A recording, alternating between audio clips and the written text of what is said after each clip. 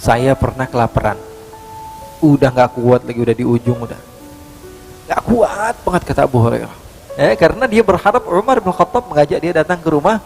Terus menerus ditanya lagi, saya sahabat Utsman ditanya, sahabat Ali bin Abi Thalib, dan semuanya nggak ngasih makanan. Semuanya ngira Abu Hurairah nggak ada apa namanya, nggak ada niat lain kecuali memang bertanya. Dapat makanan ini dari Rasulullah SAW. Kata Rasulullah SAW, Abu Hurairah, kamu ketua Suffah kan? Iya wahai Rasulullah, kamu panggil ashabu Suffah semuanya biar ikut kebagian minum susu ini. Inna lillahi wa inna ilaihi raji'un. Lalu kata Rasulullah, wahai Abu Hurairah, kamu duduk, kamu minum. Abu Hurairah minum. Kata Abu Hurairah, alhamdulillah nih, bikin lumayan nih. Kata Rasulullah, isyrab, minum lagi. Kata Rasulullah, isyrab, minum lagi.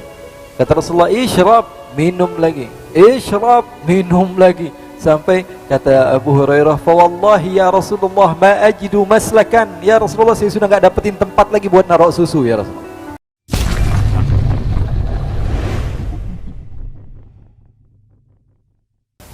Abu Hurairah radhiyallahu taala anhu tinggal bersama ashabus suffah. Bahkan beliau sebagai pemimpinnya.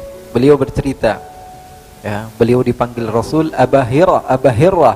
Ya Aba Hirrah. Karena apa?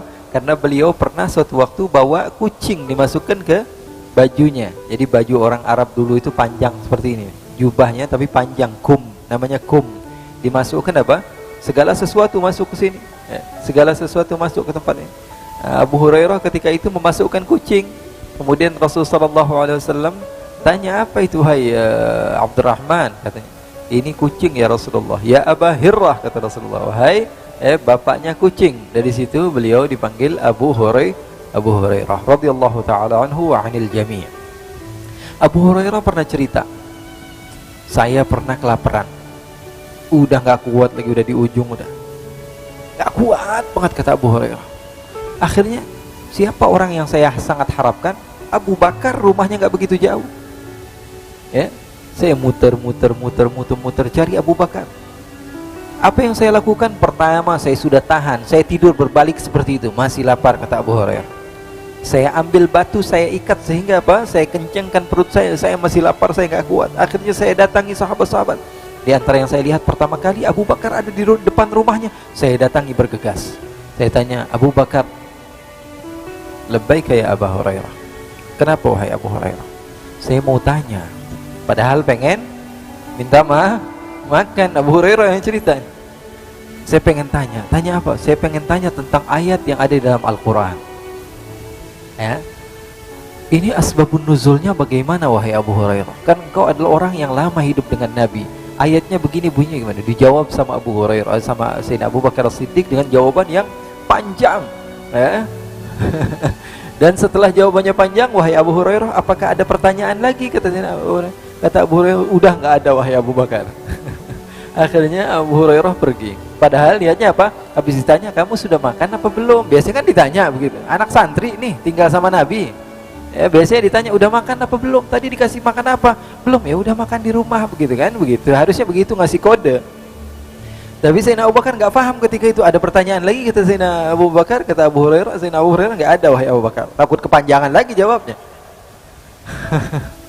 Akhirnya Sayyidina Abu Hurairah cari Sayyidina Umar. Wahai Umar, kau faham tentang urusan-urusan fikih dan semisalnya. Saya mau bertanya, ada si fulan begini dan begini, hukumnya bagaimana? Dijawab dengan detail oleh Sayyidina Umar. Kemudian setelah itu ada pertanyaan lagi, wahai Abu Hurairah. Kata Abu Hurairah, tidak ada. Karena dia berharap Umar bin Khattab mengajak dia datang ke rumah. Terus menerus ditanya lagi, saya sahabat Utsman ditanya, sahabat Ali bin Abi Thalib, dan semuanya nggak ngasih makanan. Semuanya ngira Abu Hurairah nggak ada apa namanya, nggak ada niat lain kecuali memang bertanya. Rasulullah SAW di depan rumah liatin Abu Hurairah bolak-balik. Rasulullah senyum. Kata Rasulullah SAW, Abu Hurairah, sepertinya perut kamu sudah lapar. Kata Abu Hurairah, iya ya Rasulullah, sudah, sini kamu datang ke rumah saya. Rasulullah SAW masuk ke rumah Rasulullah SAW, tanya sama orang rumah, ada makanan apa? Ini Abu Hurairah kelihatannya lapar, kata Rasulullah. Karena rumahnya dekat. Lalu istri Rasulullah SAW mengatakan, ya Rasulullah, barusan ada orang yang mengantarkan kepada kita satu wadah isinya susu. Kata Rasulullah, ambil. Kata Abu Hurairah, alhamdulillah, ya, dapat makanan ini dari Rasulullah SAW. Kata Rasulullah SAW, Abu Hurairah, kamu ketua Suffah kan? Iya wahai Rasulullah, kamu panggil ashabu Suffah semuanya biar ikut kebagian minum susu ini. Inna lillahi wa inna ilaihi raji'un. Niatnya pengen minum sendirian, habis itu selesai kenyang enak tidur ini. Ternyata sahabat-sahabat ashabu Suffah semuanya dipanggil. Berapa jumlahnya? 40 sampai 100 orang semuanya minum, kebagian apalagi saya? Apalagi sebagai seorang ketua, sayyidul qaum khadimuhum, pemimpin dari setiap rombongan, mereka harus menjadi khadimnya. Akhirnya betul kata Rasulullah, panggil semua. Akhirnya saya panggil semua ashabu Suffah, saya panggil, ayo semuanya, ayo datang ke rumah Rasulullah. Kenapa? Ada makanan, ayo buruan santri semuanya pergi. Akhirnya semuanya datang ke rumah Rasulullah SAW. Kata Rasulullah, Abu Hurairah, kamu jangan minum dulu, kasih yang lain dulu. Jadi Abu Hurairah bagiannya apa? Bagian megangin doang, lihat orang lain minum. Dia yang lapar haus, tapi dia yang bagiin satu persatu orang minum. Satu lagi sudah minum semua, udah kebagian. Diintip-intip dikit, ini bentar lagi udah mau habis ini. Akhirnya sudah selesai semua. Rasulullah SAW katakan, sudah selesai semua? Sudah. Kata Rasulullah, katakan pada Abu Hurairah, wahai Abu Hurairah, kemarikan minuman tersebut. Kenapa ya Rasulullah? Saya mau minum juga, kata Rasulullah. Jadi Abu Hurairah belum minum, diambil sama Rasulullah yang minum. Di sini ada pesan, Rasulullah tidak malu untuk meminum bekas sahabat-sahabatnya. Sallu ala Nabi Muhammad. Makhluk yang paling agung, paling utama, tidak malu minum daripada bekas orang-orang yang tidak jelas tinggalnya di mana bersama-sama Rasulullah SAW, yang tidak memiliki rumah, yang tidak memiliki keluarga. Mereka semua tinggal bersama Rasulullah SAW, dan Rasulullah minum bekas mereka. Lalu kata Rasulullah, ya Abu Hurairah, kamu duduk, kamu minum. Abu Hurairah minum. Kata Abu Hurairah, alhamdulillah nih, bikin lumayan nih. Kata Rasulullah, isyrab, minum lagi, kata Rasulullah. Susu yang wadah cuman kecil seperti itu nggak habis-habis. Ini diantara mukjizat Rasulullah SAW. Kata Rasulullah, isyrab, minum lagi. Kata Rasulullah, isyrab, minum lagi. Isyrab, minum lagi. Sampai kata Abu Hurairah, fa wallahi ya Rasulullah ma ajidu maslakan. Ya Rasulullah, saya sudah nggak dapetin tempat lagi buat naruh susu ya Rasulullah. Akhirnya setelah Abu Hurairah minum, diambil lagi gelasnya oleh Rasul, dan Rasulullah SAW meminum lagi bekas Sayyiduna Abu Hurairah radhiyallahu ta'ala anhu. Sahabat Abu Hurairah radhiyallahu ta'ala anhu yang bernama Abdurrahman bin Sakhr al-Yamani ad-Dawsi. Jadi kita bisa ngebayangin di mana mereka tinggal ketika itu dan bersama siapa mereka hidup, sahabat-sahabat Rasul sallallahu alaihi wasallam. Nah, orang Badui tadi datang dari pedalaman. Apa yang dia ingin lakukan? Datang ke masjid untuk buang air kecil di masjid. Sesampainya di masjid, sahabat-sahabat marah, murka, ini orang kurang ngajar.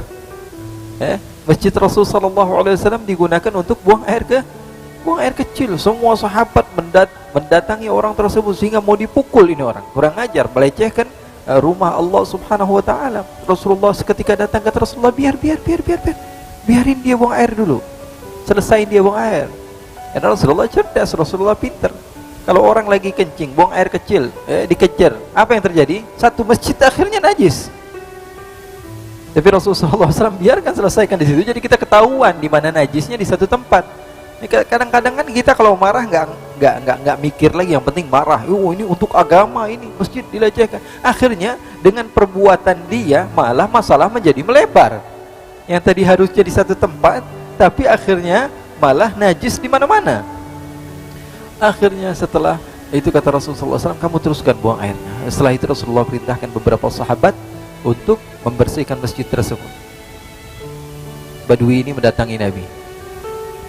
Ya rajul, ditarik Rasulullah. Kenapa, kata Rasulullah? Kamu ini Muhammad sepertinya ya. Iya, kata Rasulullah, saya Muhammad. Saya Muhammad, kata Rasulullah. Kamu mau apa, katanya? Kamu adalah Nabi, saya beriman kepada Allah dan beriman kepada kamu. Tapi saya dapati sahabat-sahabat kamu galak semuanya. dan kamu orangnya baik. Kamu mau apa, kata Rasulullah SAW? Angkat tangan kamu sekarang. Rasulullah dipaksa untuk angkat tangan. Kenapa, kata Rasulullah? Angkat saja. Rasulullah angkat tangan. Saya mau berdoa, kata Badui. Akhirnya kata Rasulullah angkat tangan Rasulullah, dia doa kepada Allah, Allahumma arhamni warham Muhammadan wala tarham ahadan minhum. Ya Allah, sayangi saya, sayangi Muhammad yang sudah baik sama saya, tapi yang jahat-jahat sama saya tolong jangan. Maka Rasulullah SAW tertawa ketika mendengar doa si Badui tersebut. Jadi kehidupan Rasulullah SAW menarik, gitu ya. Kehidupan Rasulullah SAW begitu indah, kehidupan Rasulullah SAW begitu cerah. Kehidupan Rasulullah SAW, sahabat Ibn Umar ditanya, apakah sahabat mereka yadhakun, mereka tertawa? Kata Ibn Umar, na'am yadhakun. Mereka tertawa, tapi hati mereka dengan keimanan seperti gunung yang kokoh tidak akan tergoyangkan. Mereka tertawa di siang hari, tapi di malam hari mereka seperti orang-orang yang layu dan menangis di hadapan Allah Subhanahu wa Ta'ala. Mudah-mudahan Allah Subhanahu wa Ta'ala berikan kepada kita keberkahan dari kisah-kisah baginda Rasulullah SAW, dan insyaallah di minggu yang akan, bulan yang akan datang, insyaallah kita akan bercerita kemarin tentang ibu bapak Rasulullah SAW ketika menikah. Jadi kita kisah ini dari awal, tapi masih sampai Rasulullahnya belum lahir. Nggak apa-apalah, kita cerita sedikit demi sedikit, dan insyaallah kita khatamkan sampai Rasulullah SAW hijrah ke kota Madinah dan seterusnya sampai kita memahami betul siapa itu baginda Rasulullah SAW, dan kita memahami kisah hidup baginda Nabi besar Muhammad sallallahu alaihi wasallam. Ada sedikit waktu mungkin tanya jawab sebelum salat. Tafadhal, silakan.